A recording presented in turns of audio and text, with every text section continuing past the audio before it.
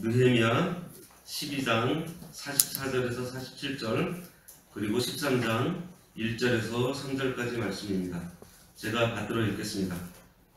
그날에 사람을 세워 곡간을 맡기고 제사장들과 레위 사람들에게 돌릴 것, 곧 율법에 정한 대로 거제물과 처음 익은 것과 11조를 모든 성읍밭에서 거두어 이 곡간에 쌓게 하였노니 이는 유다 사람이 섬기는 제사장들과 레위 사람들로 말미암아 즐거워하기 때문이라. 그들은 하나님을 섬기는 일과 결례의 일을 힘썼으며 노래하는 자들과 문지기들도 그러하여 모두 다윗과 그의 아들 솔로몬의 명령을 따라 행하였으니 옛적 다윗과 아삽의 때에는 노래하는 자의 지도자가 있어서 하나님께 찬송하는 노래와 감사하는 노래를 하였음이며 수룹바벨 때와 느헤미야 때에는 온 이스라엘이 노래하는 자들과 문지기 이들에게 날마다 쓸 몫을 주되 그들이 성별한 것을 레위 사람들에게 주고 레위 사람들은 그것을 또 성별하여 아론 자손에게 주었느니라. 13장 1절입니다. 그날 모세의 책을 낭독하여 백성에게 들렸는데 그 책에 기록하기를 암몬 사람과 모압 사람은 영원히 하나님의 총회에 들어오지 못하리니 이는 그들의 양식과 물로 이스라엘 자손을 영접하지 아니하고 도리어 발람에게 뇌물을 주어 저주하게 하였습니다. 그러나 우리 하나님이 그 저주를 돌이켜 복이 되게 하셨다 하였는지라. 백성이 이 율법을 듣고 곧 섞인 무리를 이스라엘 가운데에서 모두 분리하였느니라. 오늘 말씀의 제목은 신앙개혁입니다. 이스라엘이 하나님 앞에 이제 봉헌식을 하고 제일 처음으로 한 일이 11조를 걷어서 곡간에 쌓았고 그 다음에 신앙을 개혁을 합니다. 44절에서 47절 말씀이 그날에 사람을 세워 곡간을 맡기고 제사장들과 레위 사람들에게 돌릴 것이라고 했어요. 이 성경 봉헌식을 마치고 난 다음에 곡간을 잘 정리를 해서 하나님 앞에 드릴 것을 전부 정리해 두었습니다. 하나님을 섬기기 위해서 이들이 규모 있게 일을 진행하고 있는 것이에요. 오늘날에도 이 교회를 운영을 할 때 하나님께서 운영해 주시는데 이러한 헌금이라든지 11조를 우리가 규모 있게 잘 해야 됩니다. 그래서 투명하게 모든 성도들이 알 수 있게 그 재정 상태라든지 이러한 것들을 다 알도록 해야 돼요. 여기서 거제물이라 그랬는데 이 거제물은 좀 무거운 것들을 이렇게 들어가지고 드리는 그러한 제물입니다. 또 반면에 또 가볍게 흔들 수 있는 것들은 이렇게 흔들어서 드리는 제물을 요제물이라고 해요. 그 다음에 처음 익은 것도 하나님께 다 갖다 바치고 그리고 11조를 거두어서 곡간에 쌓아 제사장들과 레위인들을 섬겼다 그랬어요. 이것은 그들이 바른 지도와 제사로 하나님의 은혜를 하나님과 또 이스라엘 백성과의 그 중간에서 중재자의 그 역할을 아주 잘 하기 때문에 그것을 또 성경의 원리대로 이 일들을 지켰다고 했습니다. 제사장과 레위인들이 한 일은 하나님을 섬기는 일에 힘썼어요. 그들은 자기들의 다른 일을 통해 가지고 수익을 얻지 않고 오로지 하나님의 일을 하는 데에만 그들의 일생을 바쳤습니다. 그들이 하는 일은 또 성전을 깨끗하게 하고 온 백성들을 성결하게 되도록 살도록 또 힘썼던 것입니다. 그 다음에 또 하나님께 찬양하는 일, 또 문지기들도 성결된 생활을 했어요. 문지기들 또 찬양하는 사람들은 그 사람들이 11조를 레위 사람들에게 드리고 또 이 레위 사람들은 또 제사장들에게 또 11조를 또 드렸습니다. 그렇게 해서 그들이 생활을 할 수 있도록 해줬어요. 하나님께서 이렇게 충성된 사람, 또 희생해 가면서 일하는 사람의 이름을 또 오늘 이 느헤미야에서 보는 것 같이 이 성경책에 기록을 해 주셨습니다. 우리도 이렇게 충성된 사람이 되어서 하나님의 생명책에 기록되는 저희들이 되어야겠어요. 이들은 힘들고 피곤하지만은 시간을 쪼개서 기도하는 오늘날의 우리들, 또 물질이 물질도 어려운 가운데서 구별해서 성별돼서 하나님께 바치는 오늘날의 우리들, 또 바쁜 시간을 내서 나와서 전도하고 봉사하는 그러한 사람들을 돌보는 일을 했습니다.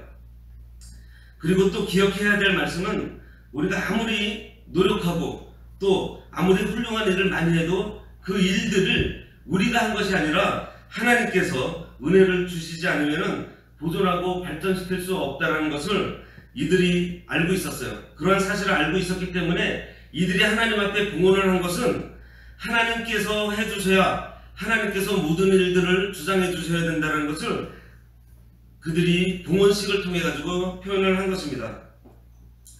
그렇게 해서 이들이 하나님께 감사함으로 봉헌식을 하면서 제일 먼저 모든 것들을 성별을 해서 레위인에게 또 제사장들에게 이렇게 11조가 전달이 되도록 했어요. 그리고 이 일을 전문적으로 감당하게 하는 주님의 사역자들이 이 일을 잘할 수 있도록 적극적으로 협조를 한 것입니다. 지금도 주님의 일을 할 때 앞장서서 일하시는 분들을 위해서 우리들이 기도로 협조를 하고 또 그분들에게 격려를 해주고 필요할 때 여러 가지로 도와주면은 하나님의 일이 지속적으로 잘 될 것입니다. 이게 13장 10절에 나와 있어요. 10절에 보면 내가 또 알아본즉 레위 사람들이 받을 몫을 주지 아니하였으므로 그 직무를 행하는 레위 사람들과 노래하는 자들이 각각 자기 밭으로 도망했다 그랬습니다. 그들의 수입은 11조밖에 없는 거예요. 이 11조는 이 레위 사람들, 이 제사장들, 하나님의 일을 하는 사람들에게 생활을 할 수 있도록 돌아갔었는데 이것들을 레위 사람들에게 주지 않다 보니까 이 사람들이 다 어떻게 했어요? 다 밭으로 도망갔다 그랬어요. 먹고 살아야 되니까 자기 생활하기에 바쁜 거예요. 그렇기 때문에 우리가 교회에 들어오는 11조라든지 이런 것들을 하나님의 일을 섬기는 사람들에게 우리가 바로, 그리고 여기서 뭐라고 했냐면은 성경에 기록된 대로 정해진 규례대로 했다고 했습니다. 그 다음에 13장 1절에서 3절까지 말씀은 신앙개혁을 한 내용입니다. 이 신앙개혁을 하는데 신앙개혁의 첫 번째가 무엇이냐면은 성결하게 되는 거예요. 성결한다라는 것은 거룩하게 된다라는 것입니다. 구별된다라는 거예요. 제일 처음에 구별을 하는데 무엇을 구별시키냐면은 1절에서 3절에 보면 그날 모세의 책을 낭독하여 백성에게 들렸는데 그 책에 기록하기를 암몬 사람과 모압 사람은 영원히 하나님의 청회에 들어오지 못하리니 이는 그들이 양식과 물로 이스라엘 자손을 영접하지 아니하고 도리어 발람에게 뇌물을 주어 저주하게 하였습니다. 그러나 우리 하나님이 그 저주를 돌이켜 복이 되게 하셨다. 백성이 이 율법을 듣고 곧 섞인 무리를 이스라엘 가운데서 모두 분리하였느니라 했습니다. 이 오늘 본문에서 그들이 말씀대로 성별되는 그러한 모습을 보여주고 있습니다. 사람이 살면서요, 목적이 이끄는 대로 우리가 살아야 돼요. 그런데 이 세상에서는 그 목적이 내가 세운 목적, 내가 세운 목표, 내가 바라는 그런 목적인데요. 이 성경에서 말하는 이 목적은 무엇일까요? 이것은 하나님의 의도대로 하나님께서 우리들을 향하신 하나님의 뜻입니다. 하나님께서 우리들을 향하신 목적이에요. 우리가 그 하나님께서 이끄시는, 하나님께서 원하시는 그 목적대로 살아야 합니다. 그러니까 다시 말해서 성경 말씀에서 가르쳐 준 그 목적대로 성령님께서 이끄시는 대로 사는 것이 우리가 목적대로 사는, 목적이 이끄는 그러한 삶입니다. 하나님께서 나를 만드셨고 하나님께서 이 세상을 지으셨는데 또 그렇기 때문에 우리는 이 하나님의 의도대로 걸어가면서 세상을 이기고 또 나를 이기고 또 그 하나님께 순종함으로 해서 우리가 능력을 얻어서 우리가 마귀와 대적해서 싸울 수 있는 것입니다. 그래서 우리가 하나님의 목적대로 살기 위해서 제일 먼저 해야 될 것이 거룩입니다. 구별되는 거예요. 이 거룩이 무엇일까요? 우리가 거룩한 생활을 해야 된다고 하는데 이 거룩한 생활을 어떻게 하는 게 어떻게 세상하고 나랑 구별이 돼야 되겠는데 어떻게 하는 것이 구별이 되는 걸까요? 이 세상에서 지금 우리가 아는 제일 거룩한 사람이 누구, 제일 거룩한 존재가 누구인가요? 하나님이시잖아요. 거룩한, 우리가 거룩해진다는 것은 점점 하나님과 닮아가는 거예요. 예수 그리스도와 닮아가는 거예요. 그것이 우리가 거룩한 삶을 사는 것입니다. 그런데 이 닮아가는 것, 우리가 어떤 때에 많이 닮아갈까요? 내가 누군가를 좋아하고 내가 누군가를 사랑을 하면은 내가 그 사람을 많이 닮아갑니다. 부부는 서로 처음에 결혼할 때는 서로 다른 모습이었지만은 나이가 들어가고 연륜이 쌓아서 마지막에 가서는 그 부부가 닮아 있다 그러잖아요. 그것은 왜 그런 거예요? 서로 사랑하기 때문에 그런 겁니다. 바로 그러한 것 같이 우리가 구별된 생활, 거룩한 생활을 하기 위해서는 하나님 예수 그리스도를 닮아가야 되는데 첫 번째가 무엇이냐면은 내가 예수님을 사랑하는 그 마음이 안돼 있어야 돼요. 내가 예수님을 사랑하기 때문에 내가 그 예수님을 닮아가고 싶은 거예요. 우리도 학교에서도 내가 좋아하는 선생님이 있으면은 그 선생님이 약간 좀 억양이 이상하거나 막 그러면은 우리는 어떻게 해요? 그 이상한 억양도 내가 막 따라서 하잖아요. 그래서 막 유행어가 되고 하잖아요. 닮아가고 싶은 거예요. 바로 그것이 거룩한 생활입니다. 그런데 이 거룩한 생활을 하기 위해서 제일 처음에 무엇으로 했냐? 그날 모세의 책을 낭독했다 그랬어요. 모세의 책이 뭐예요? 모세오경입니다. 성경 말씀이에요. 성경 말씀에 의한 거룩이라는 것이죠. 내가 깨끗하고 내가 착한 생활하고 내가 선한 생활하는 거, 착하게 사는 사람들, 믿지 않는 사람들도 많아요. 하지만은 그 착함, 거기에는 무엇이 없냐면은 하나님이 없다라는 거죠. 진정한 선, 진정한 진리, 그 완전한 선이 없는 그런 선행은 세상에도 많이 존재한다라는 것이죠. 그래서 이 거룩은 하나님의 말씀을 통해 가지고 우리들에게 주시는 그 방법 그대로 우리가 그 거룩을 행해야 합니다. 근데 이때에는 성경책이 없었어요. 한 사람이 읽어주면은 그 말씀을 들었습니다. 요즘 우리는 행복한 줄 알아야 돼요. 마르틴 루터 때에도요, 또 그 중세시대 때에도 성경책을 일반 사람들이 읽지를 못했어요. 주교들이나 교황이나 이런 사람들이나 성경책을 갖고 있었어요. 요즘 보세요. 집에 성경책 한 권만 갖고 있는 분들은 아마 없을 겁니다. 저희 집만 해도 성경책이 10권이 넘어요. 요즘 몇만 원만 주면은 성경책을 살 수가 있어요. 하나님의 말씀, 이때는요, 한 사람이 갖고 있어가지고 읽어주면은 나머지 사람들은 들어야만 하는 게 하나님의 말씀이었어요. 그런데 지금은요, 어디 가서든지 내가 사가지고 내가 읽을 수 있는 책이에요. 근데 너무 흔해지다 보니까 이 성경 말씀을 우리가 귀하게 여기지 않는다는 거죠. 우리가 이 말씀을 참 귀하게 여겨야 됩니다. 이때 당시 사람들은 이 말씀을 전해주는 그 시간에 이 말씀을 듣기 위해서 막 몰려들었던 거예요. 우리도 사경회 때 그런 마음들이 있었잖아요. 사경회 때 얼마나 사모하고 그 말씀 들으려는 그 마음들, 그러한 것들이 오늘 식어져 있지는 않나 우리가 한번 생각을 해봐야겠습니다. 그러면서 이들이 제일 먼저 한 게 암몬 사람과 모압 사람과 분리된 거예요. 암몬하고 모압이 어떤 사람들이에요? 암몬하고 모압은 롯의 후손들입니다. 롯은 누구예요? 아브라함의 사촌지간이에요. 친척이란 말이에요. 그런데 이스라엘에 추격을 해가지고 가나안 땅을 갈 때 친척이면은 좀 가는 길 힘들다고 물도 주고 떡도 주고 좀 도와주고 협조를 해야 될 텐데 오히려 그렇지 않고 그때 뭐를 했어요? 오늘 말씀에 나온 것처럼 발람을 시켜가지고 저주를 하려고 했어요. 이 사람들이. 바로 이러한 것들은 바로 그러한 것들 때문에 하나님의 총에서 영원히 하나님의 총에 들어오지 못하는 그런 저주를 받게 되는 거예요.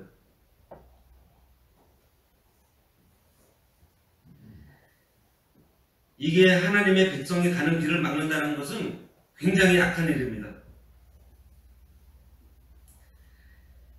그래서 3절에 보면은 백성이 이 율법을 듣고 곧 섞인 무리를 이스라엘 가운데에서 모두 분리하였다고 했어요. 모세의 율법책을 낭독하던 중에 신명기를 읽고 암몬 사람과 모압 사람을 분리를 시킵니다. 이스라엘 백성들이 이스라엘 가운데 섞여 있는 암몬 사람 또 모압 자손들을 분리한 것은 아주 잘한 일이에요. 이것은 그들이 친척이기 때문에 어떤 좀 혈연적인 관계가 있잖아요. 그래서 이스라엘에 들어와서 섞여서 살고 있었더라는 거죠. 오늘날에도 우리가 진리대로 바로 나가야 되는데 많은 것들이 이 기독교 사상에 혼합되어져 있어요. 특별히 오늘날과 같이 주일 성수, 안식일을 거룩하게 지키라는 것은 10가지 십계명이 모두가 도덕법이에요. 모든 사람들이 그 법을 지켜야 되는 법인데 1계명부터 3계명, 5계명부터 10계명은 당연히 그거를 지켜야 된다고 생각을 하면서 안식일에 대해서는요, 교회마다 주장하는 게 달라요. 같은 10계명 안에서도 바로 이러한 혼합돼가지고 우리들에게 잘못 들어와서 있는 이러한 사상들, 이러한 것들을 우리가 이 말씀을 통해 가지고 우리가 바로 깨달아서 이러한 것들을 바로 지켜야 된다는 것이죠. 안식일뿐만이 아니에요. 11조도 요즘에는요, 11조 드리면 안 된다라고 교회 안에서 그런 얘기들을 많이 해요.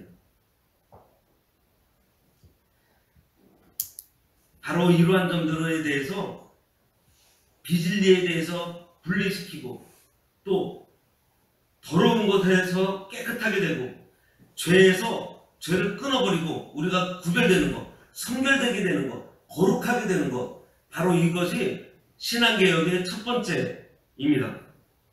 근데 재밌는 게 있어요. 이제 다음 절부터 보면은요, 이렇게 신앙개혁을 하고 했는데도 불구하고 이스라엘 사람들이 또 타락을 해요. 느헤미야가 잠깐 바사에 간 사이에 부패하고 타락하는 모습들이 또 나옵니다. 지도자가 약간만이라도 사라지면 이제 좀 편하게 있자 라고 하면서 나태해지는 것, 그것이 우리들의 모습이라는 거죠. 느헤미야가 바사로 간 사이에 이런 일이 벌어졌고요. 모세가 시내산에 가서 이들 눈에 보이지 않았을 때 또 이런 일이 보여졌습니다. 오늘날에도 담임 목사님이 산기도 가거나 어디 좀 멀리 가서 가지고 안 계시면은요, 수요 예배 때, 새벽 예배 때 사람 수가 줄어들어요. 바로 이러한 점들이 우리들한테 있다라는 거죠. 신앙의 개혁은 죄와 분리되는 것입니다. 특별히 진리와 비진리가 섞여 있는 것이 막 섞여져 있는데 이것이 어떻게 섞여져 있는지 우리가 모르는 경우가 많이 있어요. 무엇이 옳은지, 무엇이 잘못됐는지 그냥 비슷하게 해가지고 교회 내로 지금 들어와 있는 것이 너무나 많이 있어요. 그때 말씀으로 우리가 돌이켜서 진리로 하나님의 말씀이 가르치시는 것으로 우리가 돌아오는 것, 이것이 바로 신앙개혁입니다. 마르틴 루터가 종교개혁을 일으켰을 때도요, 성경 말씀을 읽고서 성경 말씀 가운데서 말씀으로 돌아가다가 종교개혁이었어요. 그래서 우리가 해야 될 것이 무엇이냐면은 이 말씀을 늘 가까이 해야 합니다.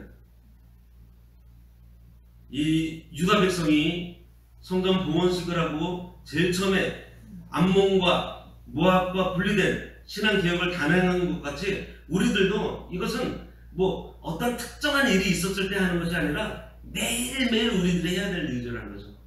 내가 제일 가까운 것부터 나에게 있는 좋지 않은 습관들부터 우리가 끊어내고 우리가 하나님께서 기뻐하시는 그러한 삶의 방식들, 그것을 내 생각대로가 아닌 말씀을 기준으로 해가지고 우리가 그러한 생활들을 우리가 하루하루 해나가야 하겠습니다.